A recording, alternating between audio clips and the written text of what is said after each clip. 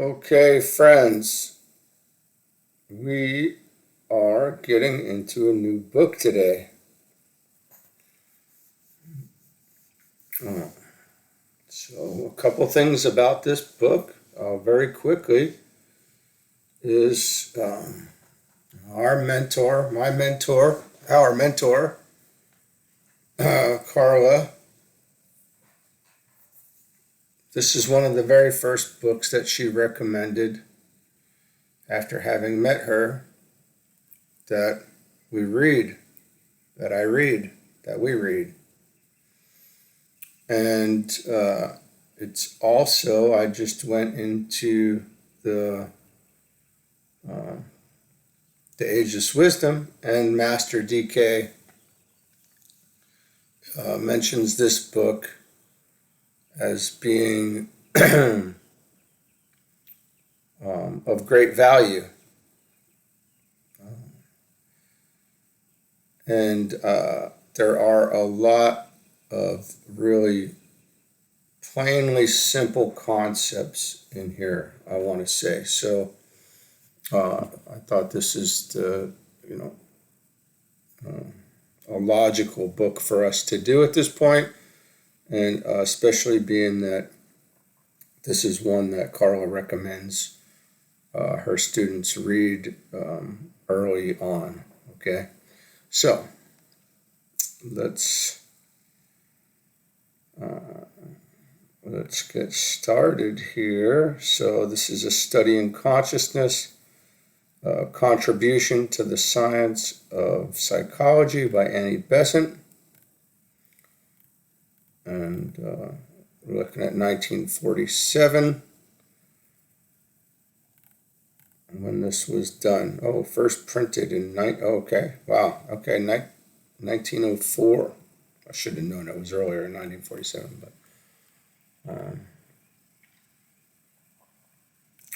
okay, so that's pretty cool. And this particular copy I got on archive.org, and it is free, and you can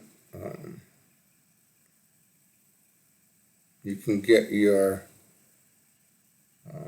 get a PDF version of it there. I'm trying to figure out if we like the way this screen looks here. Oh, I know I did that now. Just stop it right there. We're still playing around with this new setup we've got, but I think it is probably pretty good.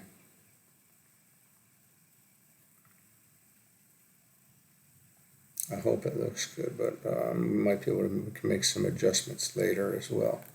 Okay, so this book is intended as an aid to students in their study of the growth and development of consciousness, offering hints and suggestions which may prove serviceable to them. And like I said, it is referenced a lot. And it's something that can be referenced a lot, I should say, if we have this in our toolbox, right? So it does not pretend to be a complete exposition, but rather, as its subtitle states, a contribution to the science of psychology. And also the Master DK did with Alice Bailey, Esoteric Psychology 1 and 2, which are also... And the blue books are really the psychological key to the Secret Doctrine by HPB, and an extension of it. But this book is it fits in there. So it kind of bridges the two, I want to say. So far ampler materials than are within my reach are necessary for any complete exposition of the far-reaching science which deals with the unfolding of consciousness. These materials are slowly accumulating in the hands of earnest and painstaking students, but no effort has yet been made to arrange and systematize them into a coordinated whole.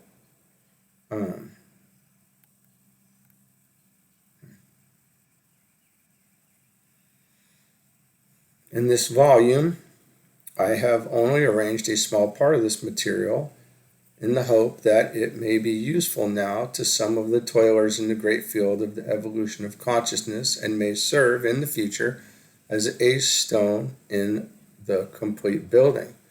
It will need a great architect to plan that temple of knowledge and skillful master masons to direct the building enough for the moment to do the apprentice task and prepare the rough stones for the use of the more expert workmen. And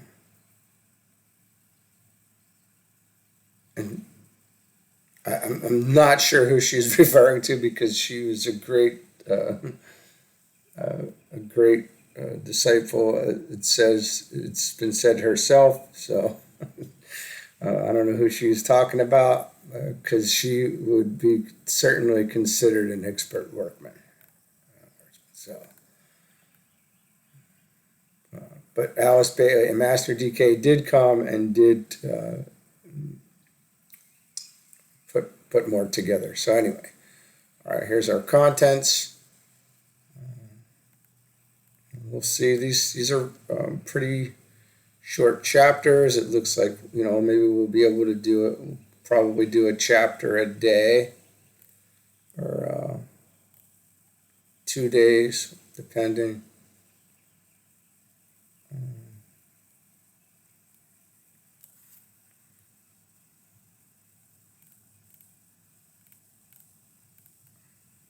Yeah, well,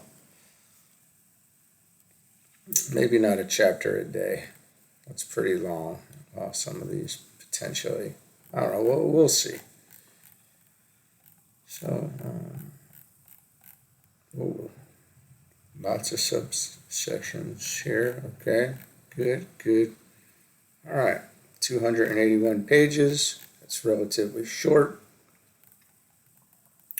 And we'll get through the introduction here. The subject of the unfolding of consciousness in the being, whose field of evolution is a solar system, is one of considerable difficulty. In the beings whose field of evolution is a solar system. Now, here we're looking at on the right, I've got our chart up because this book, we will likely reference it quite a bit. We have the Constitution of Man here, the cosmic physical, which is this is the cosmic physical plane. And then also note that the 7 planes, says that the 7 planes of our solar system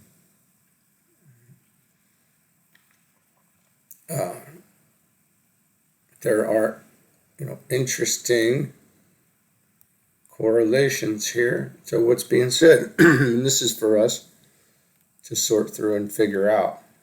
So, 1. Origins. We have learned that the matter in a solar system exists in 7 great modifications or planes. And here again, and this is being talked about over here, and I want to say this came after this book here.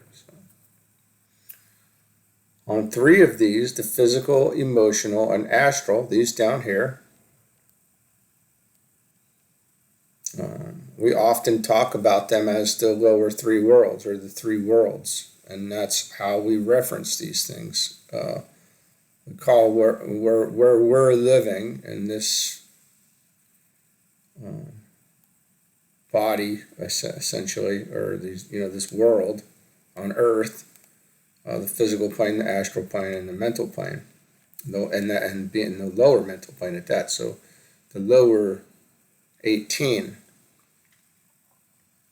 7, and then 4 up to the mental unit prior to reaching the soul, which sits here, where it says ego on its own plane, on the 3rd level, 3rd subplane of the mental plane. The well-known Triloki, or Tribhuvanam of the Hindu cosmogony, is preceding the normal evolution of humanity. So, we've learned that the matter in the solar system exists in 7 great modifications or planes. On 3 of these, the physical, emotional, and mental, often spoken of as the 3 worlds, is preceding the normal evolution of humanity. On the next 2 planes, the spiritual, those of wisdom and power, the Buddhic and Atmic, goes on the specific evolution of the initiate after the first of the great initiations. And we're talking about the spiritual triad right here, which includes, like we're talking about, the Atmic and the Buddhic plane. And the first of the great initiations she's referring to is the third, which takes place as we cross over from the lower 3 into the other 2. And the Antakarana is built at that point, and then there's this the connection is now there. Right? So these 5 planes form the field of the evolution of consciousness until the human merges in the divine. The 2 planes beyond the 5 represent the sphere of divine activity, encircling and enveloping all, out of which pour forth all the divine energies which vivify and sustain the whole system. They are at present entirely beyond our knowledge, and the few hints that have been given regarding them probably convey as much information as our limited capacity is able to grasp. We are taught that they are the planes of divine consciousness, wherein the Logos, or the divine trinity of Logoi, is manifested, and wherefrom he shines forth as the creator, the preserver, and the dissolver, and that we can say Brahma, Vishnu, and Shiva, evolving a universe, maintaining it during its life period, withdrawing it into himself at its ending.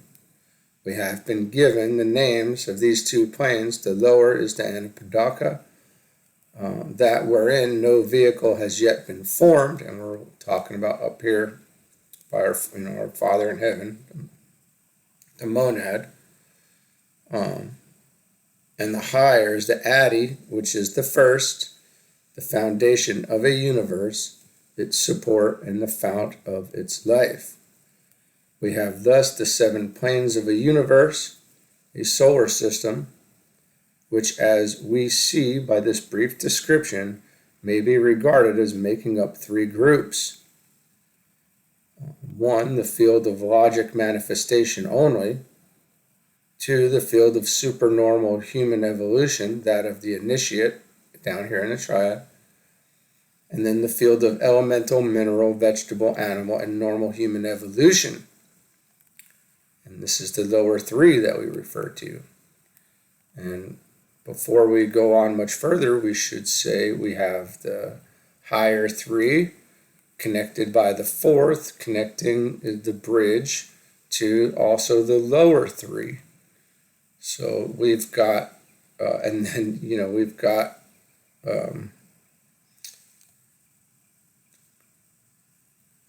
interesting combinations here in math. So we could always be looking at this in math. And then, we can also look at the centers of the body, the chakras. We could look at planets. We can connect these to planets, chakras, centers, planes, rays. There's, you name it. So this is really incredible, and it does bring together a lot of teachings. So we can tabulate these as the field of logic manifestation. Here we go. So this little chart over here, and that's kind of what we just talked about. If we reference this bottom here, we have the physical plane consisting of these 7 subplanes down here, and then the astral plane, which is the emotional desire plane, and then we've got the mental plane, and these together create this is the world that we live in, basically. What we call the lower three. Also, we can reference the physical as the mineral, the astral as the vegetable, and the mental as the animal. Or you also have bread, the plane of bread, bread, water, the waters of the astral plane, and the fire of mind, right? And then the air of buddhi. So you've got bread, water, and fire. So that's also another way that we reference that.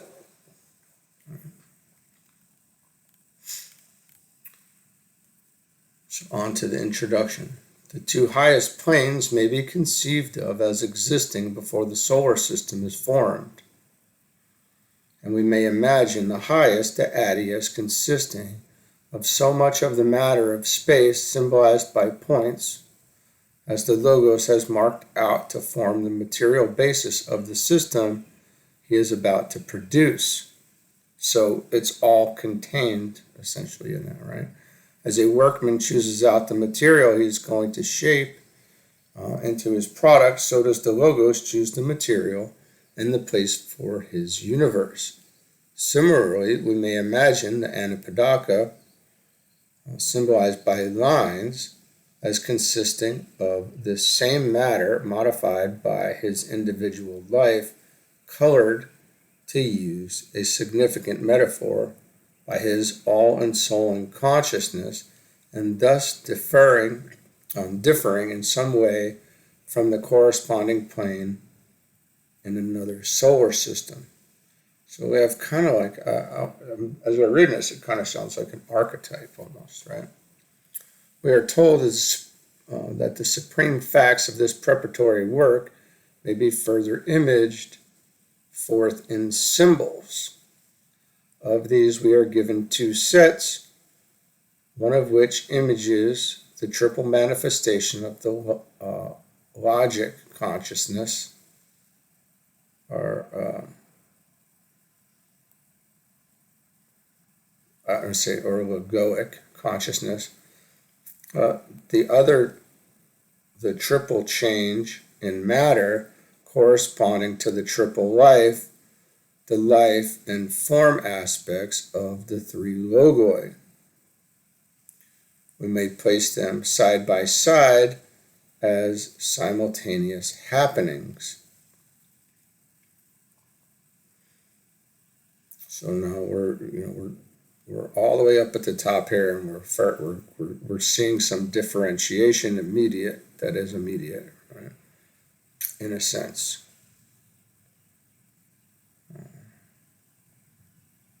And Annie Besant gets into these symbols as well, so we're not going to spend too much time, but I would no need to right now. We have here, under life, the primeval point in the center of the circle, right here, the Logos as one within the self-imposed encircling sphere of subtlest matter, in which he has enclosed himself for the purpose of manifestation. So it's an intentional limitation. Right?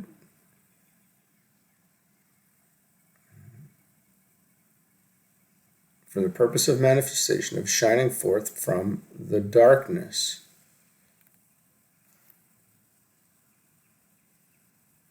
At once, the question arises, why three logoi? Though we touch here on the deepest question of metaphysics, to expound, which even inadequately requires a volume, we must indicate the answer to be wrought out by close thinking. In the analysis of all that exists, we come to the great generalization: all is separable into I and not I, the self and the not self.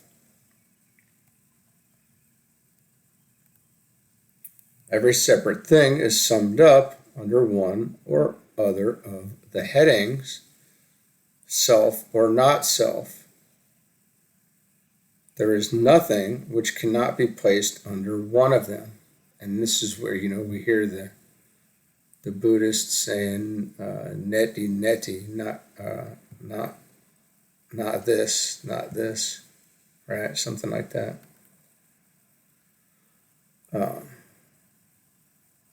There is nothing which cannot be placed under one of them. Self is life.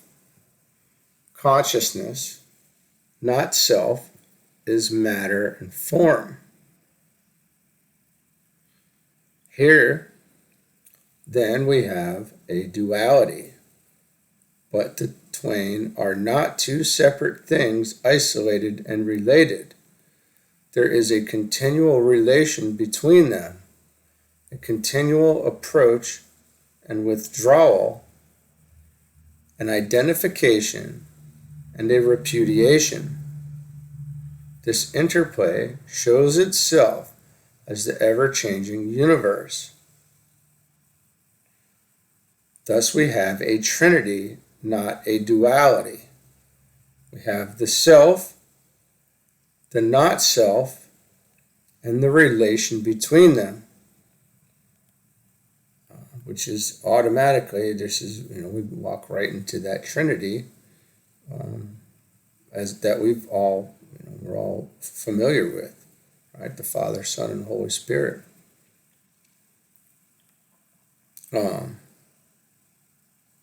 And others. And there's more than just that. There's many triplicities, right? We have Brahma, Vishnu, Shiva, even. So, all is here summed up, all things and all relations, actual and possible, and hence three, neither more nor less, is the foundation of all universes in their totality and of each universe in particular. This fundamental fact imposes on the Logos a triplicity of manifestation in a solar system, and hence the one, the point, going forth in three directions to the circumference of the circle of matter and returning on itself, manifests a different aspect at each place of contact with the circle. The three fundamental expressions of consciousness, or will, wisdom, and activity, we're talking about up here, the divine triad, or trinity, for the universal self, the Pratyeka-atma, the inner self, thinking of the not self, identifies himself with it, thereby sharing with it his being. This is the divine activity, sat, existence, lent to the non-existent, the universal mind. The self, realizing himself, is wisdom, or chit, the principle of preservation. The self, withdrawing himself from the not-self in his own pure nature, is bliss, or ananda, free from form. So in that we have the Sat Chit Ananda, as we have all probably heard many times, and if not, that's being consciousness bliss. Every logos of a universe repeats this universal self-consciousness. In his activity, he is the creative mind, Kriya, corresponding to the universal Sat, the Brahma of the Hindu, the Holy Spirit of the Christian, the Chakma of the Kabbalist. And this is the activity aspect, I say, right?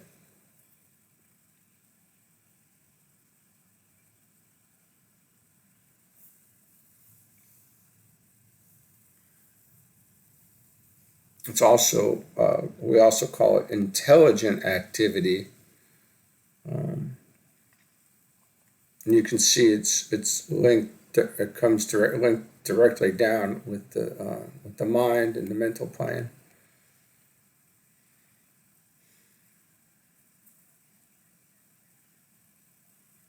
In his wisdom, he is the preserving, ordering reason, jnana, corresponding to the universal Chit, the Vishnu of the Hindu, the Son of the Christian, the Bina of the Kabbalist. Now we're talking about love, the love-wisdom aspect.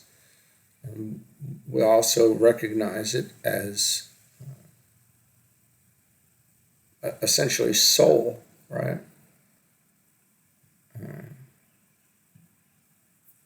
The Son, the Christ, the Son. In his bliss, he is the dissolver of forms, the will,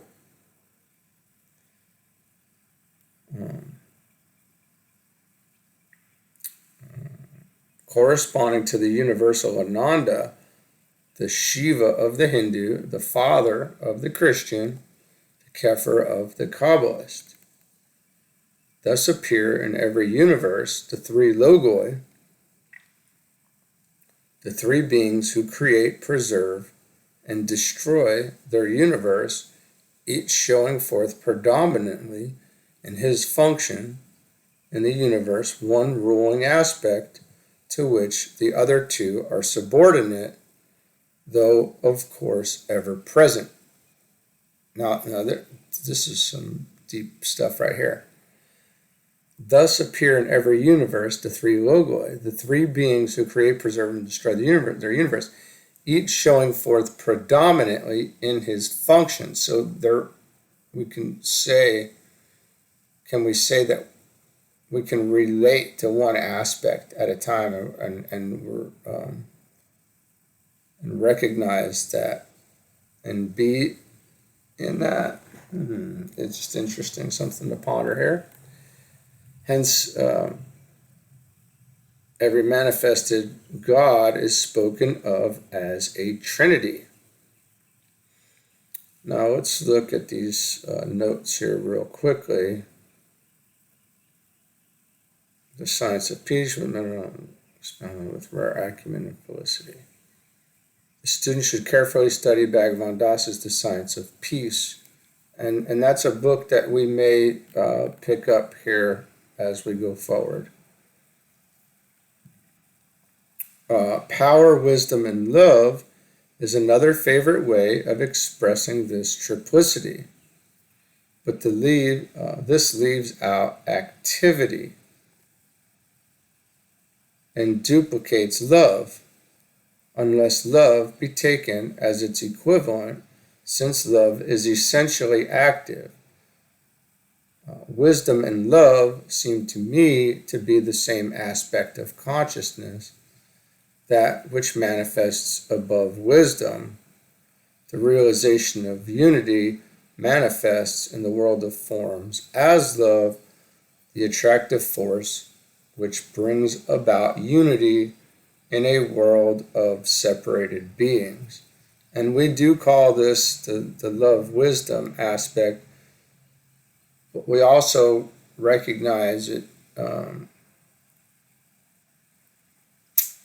as love.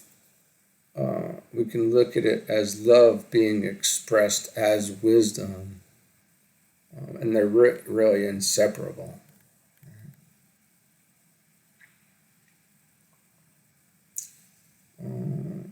The joining of these three aspects, or phases of manifestation at their outer points of contact with the circle, gives the basic triangle of contact with matter,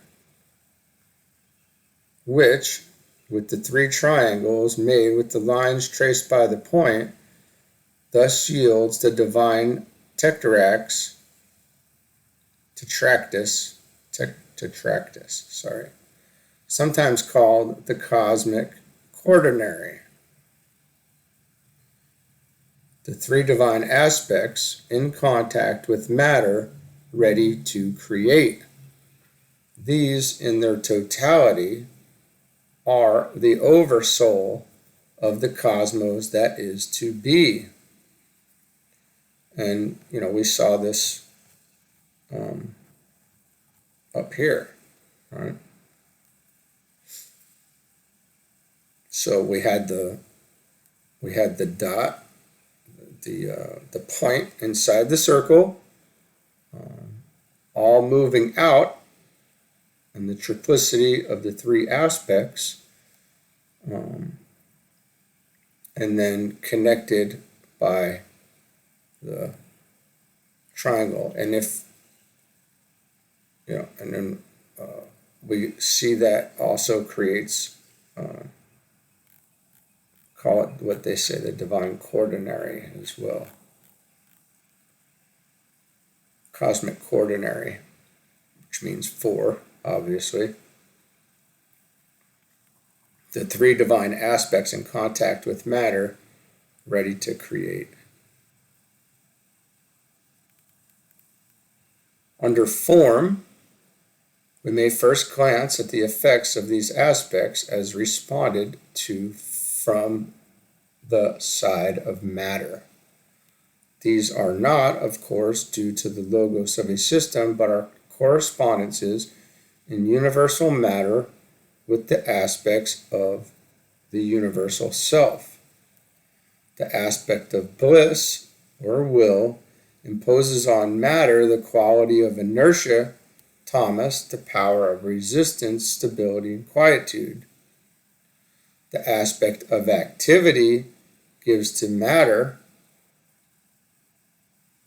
its responsiveness to action, or rajas, or mobility. The aspect of wisdom gives it rhythm, sattva, vibration, harmony. It is by the aid of matter thus prepared that the aspects of egoic consciousness can manifest themselves as beings. I say this is logic, but I'm not sure. I think we're used to saying egoic.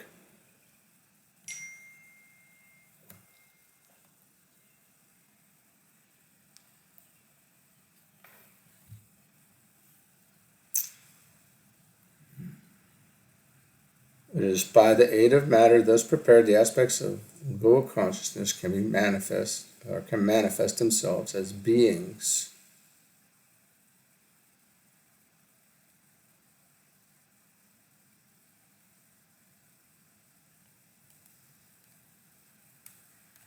That's something to ponder on right there for a while, I would say. Huh? The logos, not yet a first,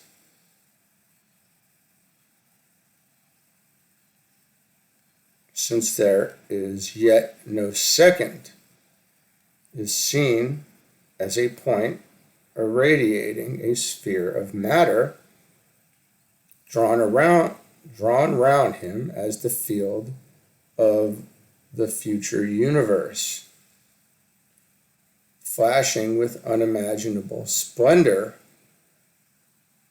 a true mountain of light, as Manu has it. Manu is over the mind, I believe, but light invisible save on the spiritual planes.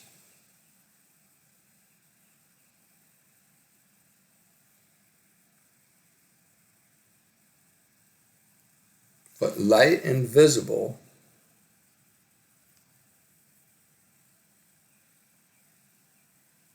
except on the spiritual planes. This great sphere has been spoken of as primary substance. It is the self-conditioned logos, inseparate at every point with the matter he has appropriated for his universe. However, he draws himself a little part from it in the second manifestation. It is the sphere of self-conditioning will, which is to lead to the creative activity. I am this, when the this, the not self, is cognized.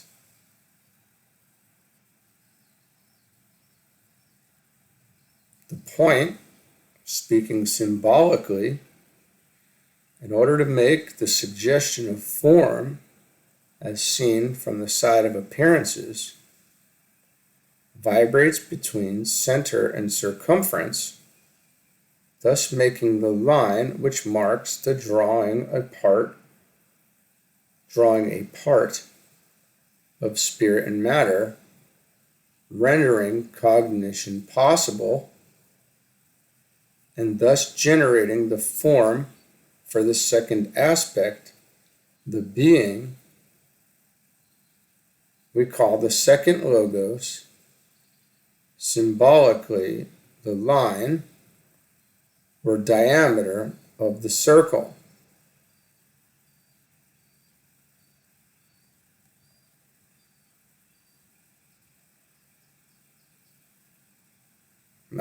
Now I confused myself for a second here. I'm going, okay, is it consciousness being bliss, or is it being consciousness bliss?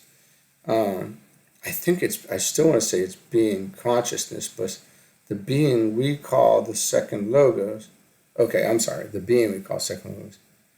All right, I'm back on track here. Sorry about that if I confused anybody with my own confusion. It is said of this in mystic phrase, "Thou art my son, this day have I begotten thee."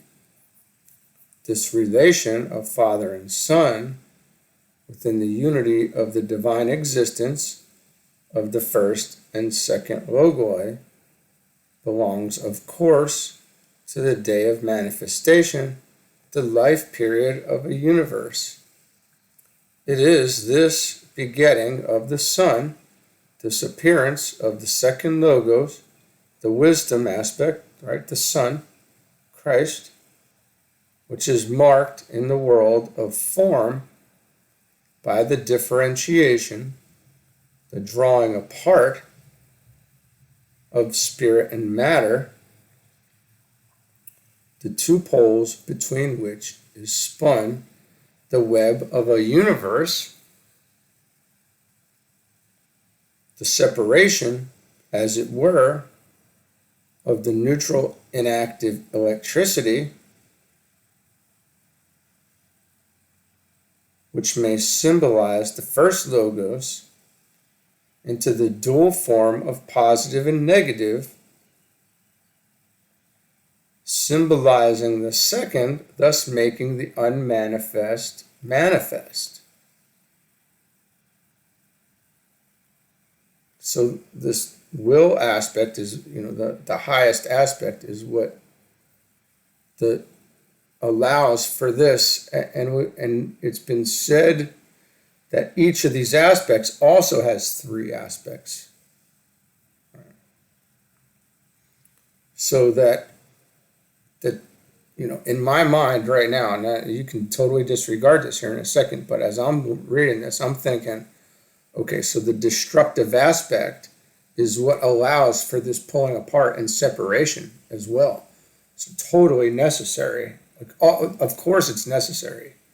That's not the question. It's just a matter of our being able to cognize these things, right? This separation within the first logos is vividly imaged for us in the preparation for cell multiplication that we may study on the physical plane, wherein we see the process that leads up to the appearance of a dividing wall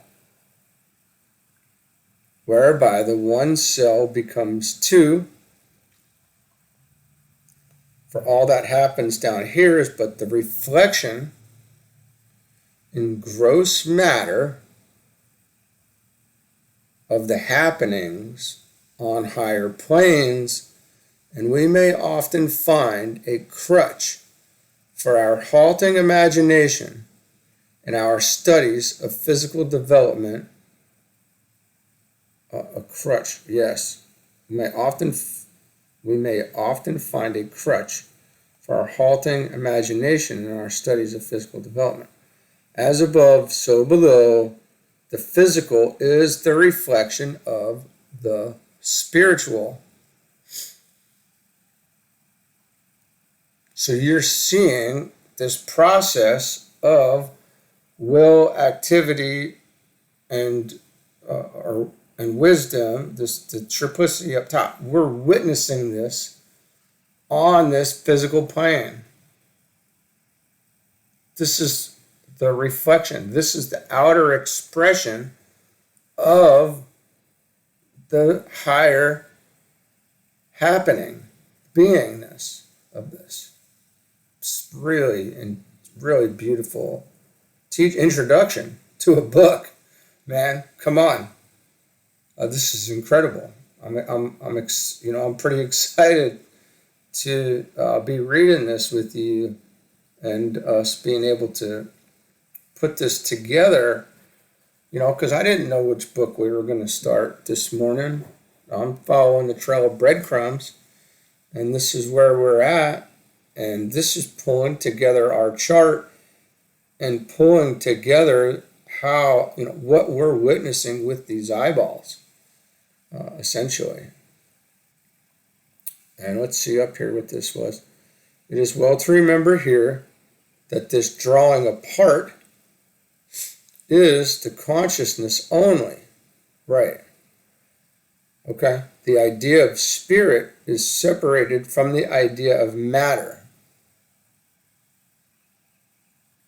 In the universe of phenomena, there is no spirit unconditioned by matter,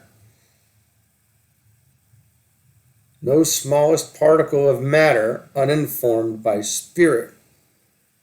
All forms are conscious, all consciousnesses have forms. And this is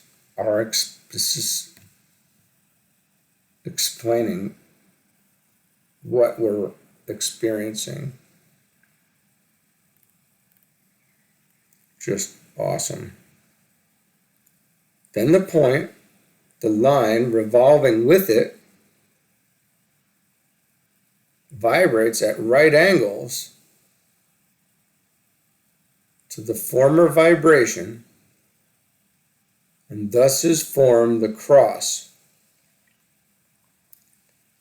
still within the circle.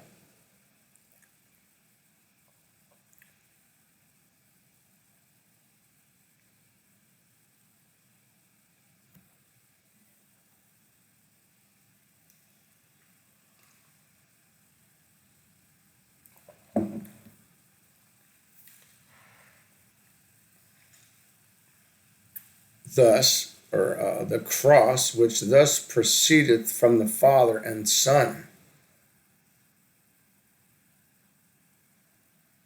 So we have that horizontal and vertical.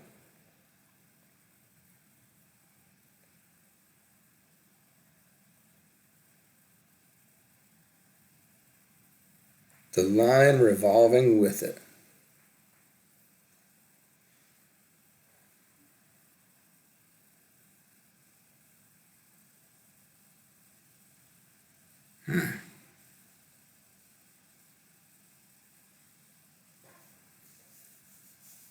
Proceedeth from the Father and the Son, the symbol of the third Logos,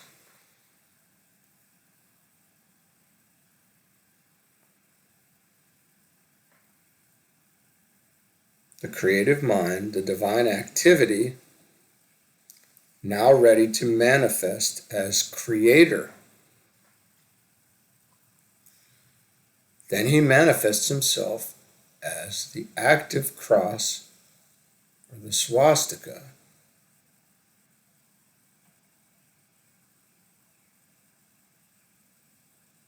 The first of the logoi to manifest outside the two highest planes. Though the third stage of the divine unfolding.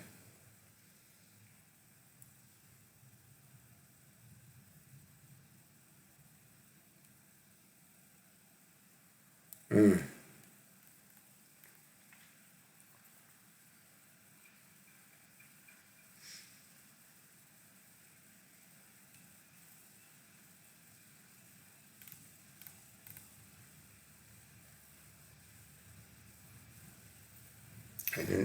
we picture this revolving. Now, I would say, have you looked at the sun as the sun is going down and witnessed that revolving? Have we, we can know in that, I think, by experience. All right, so let's go here through the origination of monads.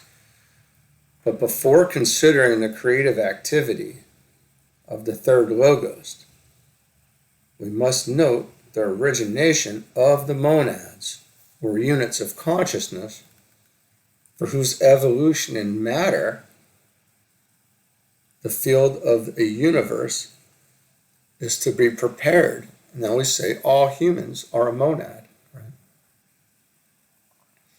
We shall return to their fuller consideration in Chapter 2, the myriads of such units who are to be developed in that coming universe are generated within the divine life as germ cells in organisms before the field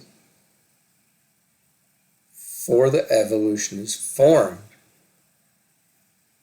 Of this fourth giving it is written, that willed I shall multiply and be born, and the many arise in the one by that act of will. Will has its two aspects of attraction and repulsion, of inbreathing and outbreathing, and when the repulsion aspect energizes, there is separation, driving apart.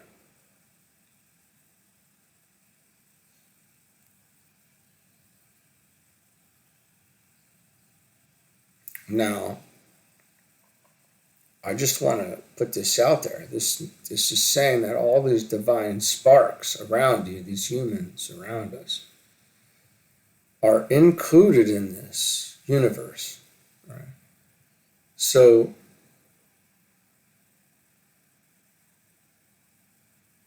they're inseparable from it. Right? We're inseparable. You are. I am that I am at this point.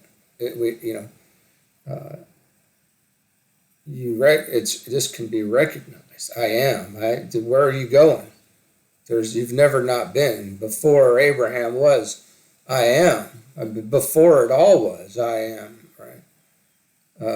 So this is a very interesting and deep teaching here.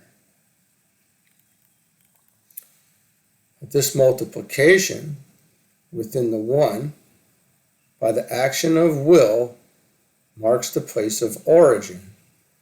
The first Logos, the undivided Lord, the eternal Father.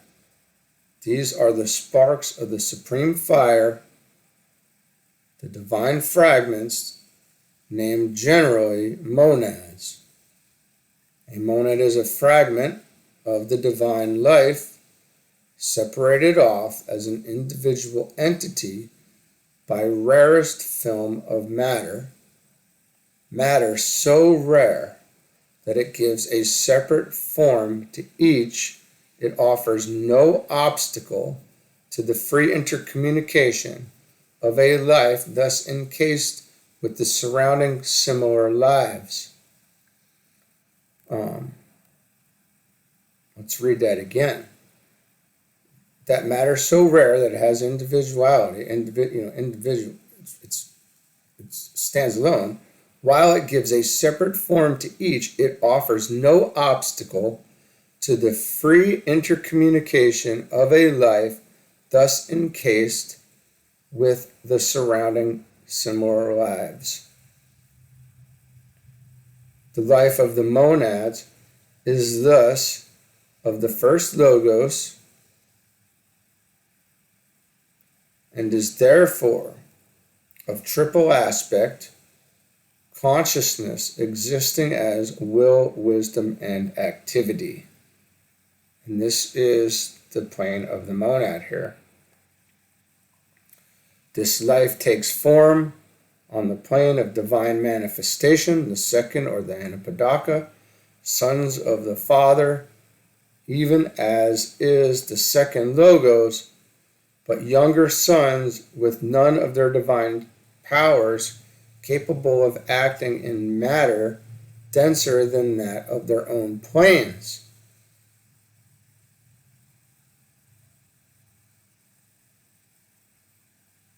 While he, with ages of evolution behind him, stands ready to exercise his divine powers,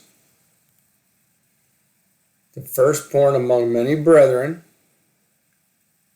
fitly they dwell on the anapadaka plane, the roots of their life in the Adi, the highest, as yet without vehicles in which they can express themselves, awaiting the day of manifestation of the sons of God, down here on the physical plane, and spiritual planes, and the triad there. There they remain while the third logos begins the external work of manifestation, the shaping of the objective universe. He is going to put forth his life into matter, to fashion it into the materials fitted for the building of the vehicles which the monads need for their evolution. But he will not be merged in his work. This is the Brahma aspect, a universal Brahma aspect. He will not be merged in his work, for vast as that work seems to us, to him it is but a little thing, of course. Having pervaded this whole universe with a portion of myself, I remain. That marvelous individuality is not lost, and only a portion thereof suffices for the life of a cosmos. The Logos, the Oversoul, remains the God of his universe.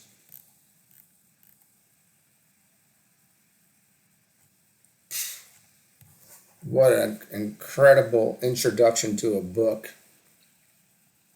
And I've read this book, and I've referenced it multiple times. But again, in this world is that we're working in here, every time we read something, we read it completely differently with a new understanding, really from day to day. So great stuff. I'm excited that I'm happy we're doing this book. This is going to bring some serious understanding, pulling bits and pieces together, and we're off to a great start. So, okay. I'm going to stop it there for today, and we'll get back on our studies tomorrow. Have a good one.